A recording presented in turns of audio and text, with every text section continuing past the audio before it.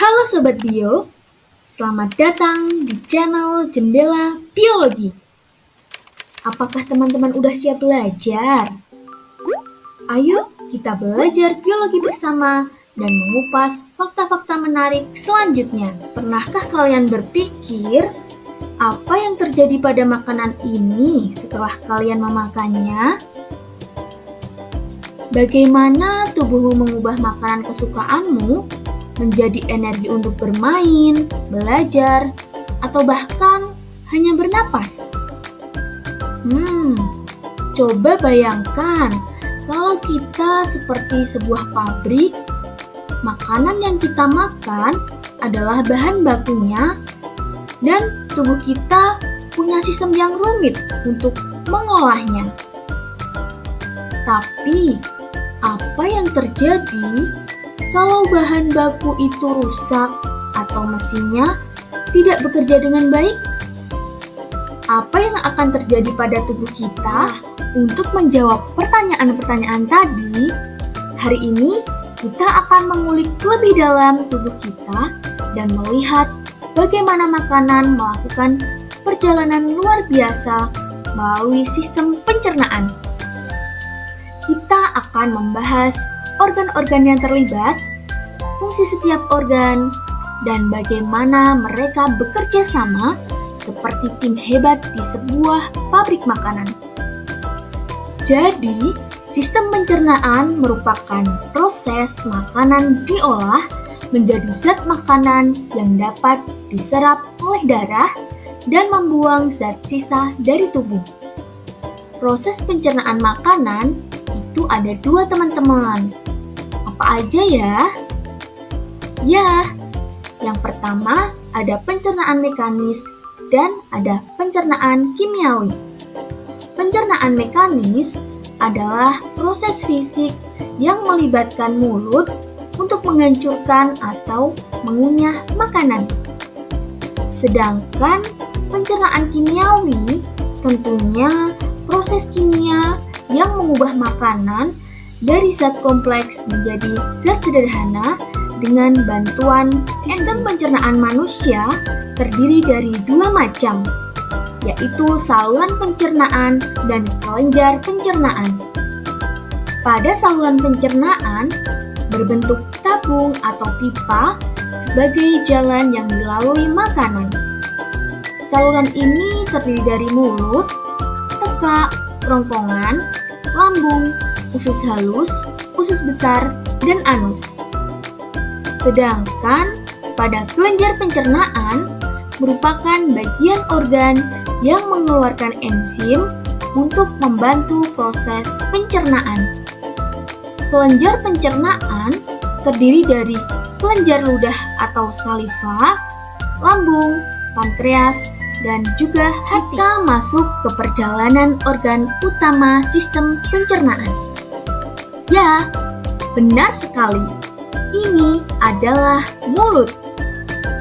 Pada mulut, terjadi pencernaan secara mekanis oleh gigi dan pencernaan kimiawi oleh enzim amilase. Enzim amilase berperan dalam pemecahan karbohidrat menjadi glukosa. Mulut kita tersusun dari bibir yang bertugas untuk menerima makanan yang masuk ke mulut dan juga membantu dalam berbicara. Ada gigi. Gigi tentunya berperan dalam memotong dan mengunyah makanan. Kemudian ada lidah sebagai pengecap rasa asin, manis, pahit, dan juga asam. Dan ya, tentunya ada kelenjar ludah atau saliva. Kelenjar saliva berperan hebat dalam melarutkan makanan dan melumas makanan yang kita makan loh. Apakah kalian tahu, lidah kita itu memiliki papila-papila yang membentuk tekstur kasar yang ada di lidah. Papila ini memiliki kuncup-kuncup untuk mengecap rasa pada makanan. Kita masuk ke perjalanan organ selanjutnya setelah mulut. Ya, di sini adalah faring. Faring merupakan organ yang berbentuk seperti tabung yang terhubung dengan rongga hidung, rongga telinga tengah, dan juga laring. Ketiga hubungan tersebut sangat penting loh teman-teman dalam memproduksi suara kita, bernapas menggunakan mulut, dan dalam kebutuhan medis biasanya digunakan untuk membantu memasukkan makanan melalui hidung.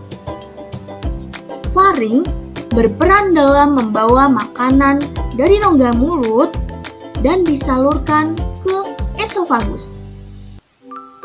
Apakah teman-teman lihat gambar kecil di bawah seperti cangkul? Ya, itu adalah katup epiglotis. Katup epiglotis bertugas seperti tong sampah. Dia akan terlipat ke belakang untuk menutup laring sehingga makanan dan cairan tidak masuk ke saluran pernafasan. Dan saat bernafas, katup ini akan kembali berdiri tegak untuk memungkinkan udara masuk ke laring dan paru-paru. Ayo, coba kita meluncur ke bawah lagi. Ya, disinilah esofagus.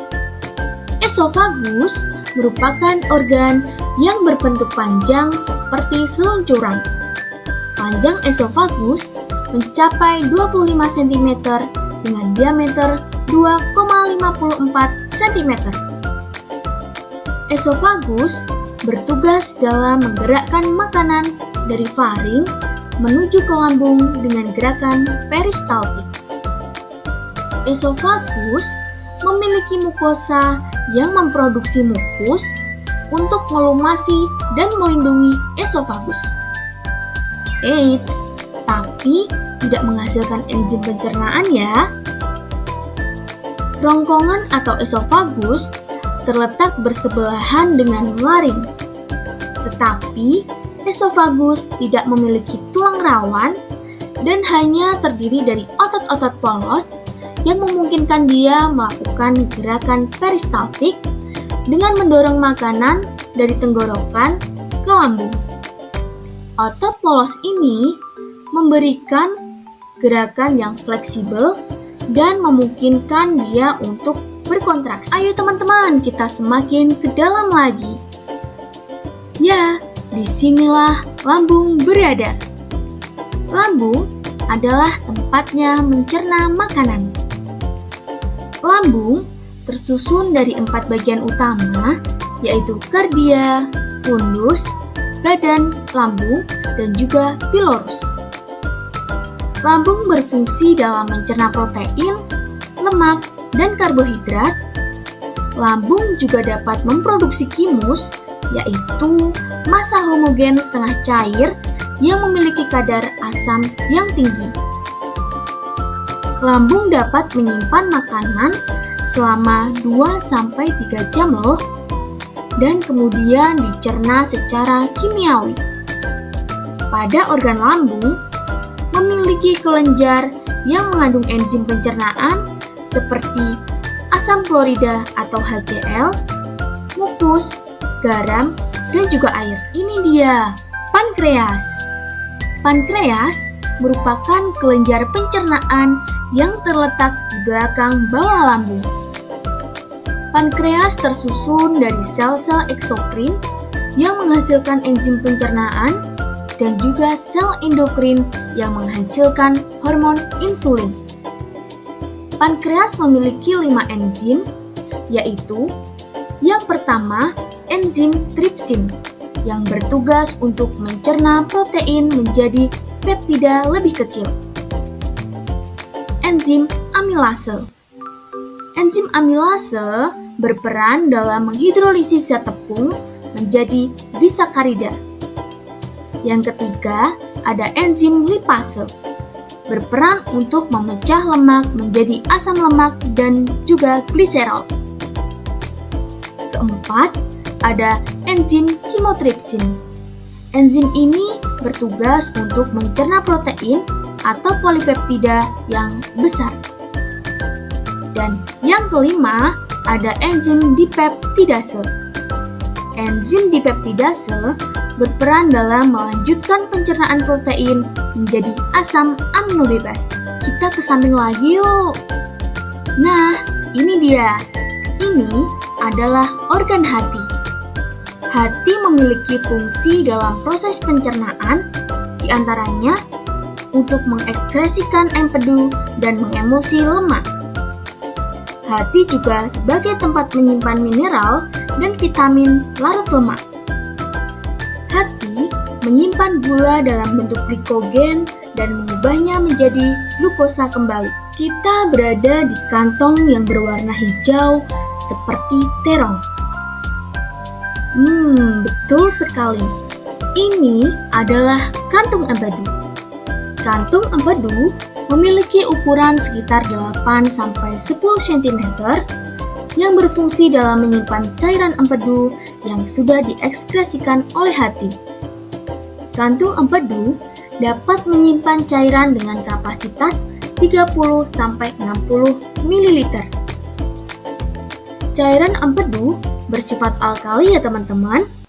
Dia terdiri dari air, garam empedu, pigmen empedu, kolesterol musin, dan juga zat lainnya. Ya, setelah kita melewati kelenjar-kelenjar pencernaan, turun ke bawah lagi, kita akan berjumpa dengan usus halus. Usus halus merupakan organ berbentuk tabung yang terletak di antara lambung dan usus besar. Usus halus terdiri dari 3 bagian, yaitu usus 12 jari, usus kosong, dan juga usus penyerapan. Teman-teman ada yang tahu nggak kenapa kira-kira dinamakan usus halus? Meskipun usus halus berukuran panjang, tetapi dia memiliki diameter yang lebih sempit, yaitu sekitar 2,5 cm. Oleh karena itu, dinamakan usus kecil atau usus halus. Terdapat 4 jenis absorpsi yang terjadi di usus halus, yaitu absorpsi karbohidrat, absorpsi protein, absorpsi lemak, dan juga absorpsi air, elektrolit, dan juga vitamin. Wow, kita menuju ke saluran yang lebih besar. Ya, ini adalah usus besar. Usus besar merupakan saluran organ yang tidak memiliki jonjol-jonjol usus, akan tetapi memiliki daya regang yang sangat besar. Usus besar berperan dalam absorpsi atau menyerap zat-zat sisa yang terdiri dari 80-90% air dari kimus menjadi semi padat. Selain itu, usus besar tentunya sebagai tempat fermentasi di mana bakteri Escherichia coli membantu proses fermentasi, kemudian mengeluarkan zat sisa dalam bentuk feses. Ayo teman-teman, kita bahas satu persatu. Jadi, usus besar memiliki bagian-bagian yang terdiri dari sekum, yaitu kantong tertutup yang memiliki appendix atau umbai cacing. Dan kolon yang terbagi menjadi 4, yaitu kolon naik atau ascendant, kolon melintang atau transversus, kolon turun atau descendant, dan kolon sigmoid berbentuk huruf S. Selanjutnya yaitu rektum, yang merupakan tempat penyimpanan sementara feses. Rektum memiliki panjang sekitar 12-13 cm yang tersusun dari mukosa saluran anal berupa lipatan-lipatan vertikal. Dan yang terakhir yaitu anus. Anus adalah tempat pembuangan zat sisa dalam bentuk feses. Nah, itu tadi penjelasan mengenai organ-organ dan fungsi organ sistem pencernaan. Teman-teman yang di rumah, jangan lupa belajar yang rajin ya. Sampai ketemu di fakta menarik lainnya. Terima kasih sudah mendengarkan dengan baik. Bye-bye.